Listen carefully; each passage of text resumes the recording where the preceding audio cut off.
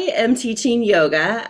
Specifically, I'm teaching restorative yoga and a bit of yin influenced yoga. I teach a lot of mindfulness and breath work and beginner's meditation. So, really about focusing, quieting the mind. And this is important to me as I'm neurodivergent. I suffer from chronic depression.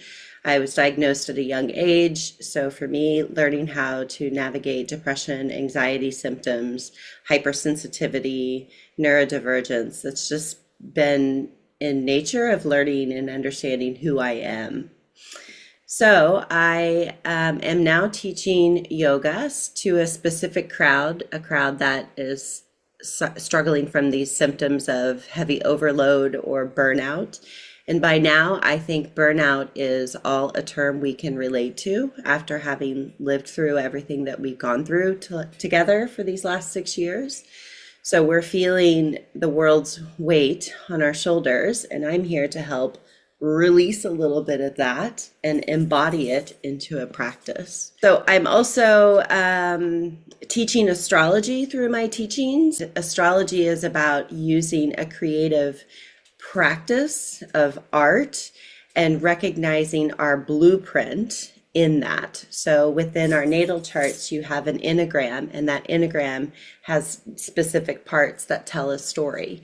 The reason why astrology has influenced me is because I've been in therapy for 2 decades of my life, and even my therapists have said to me, "You've had enough therapy. Now it's time to go live your life and actually apply these things you've learned."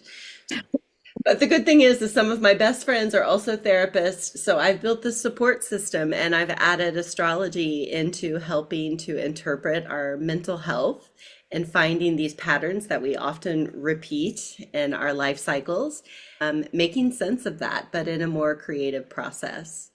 So, yes, those are the things that I'm working on. And I'm also a writer and I'm writing a book.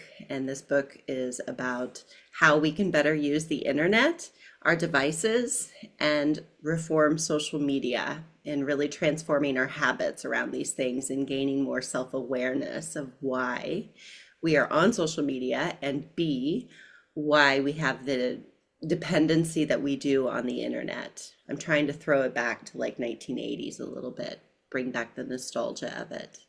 Yeah. That sounds great. And wow, you really have a lot going on around you, but it's beautiful to see how everything comes back to what you said, that weight on the shoulders and the life weight of the shoulders, especially we as women tend to carry it physically, like really physically they're stiff in ourselves. And it's amazing really that you can incorporate all the different practices and also the look into the digital world and how it's influencing us every day actually, because who's not on social media these days? And yeah.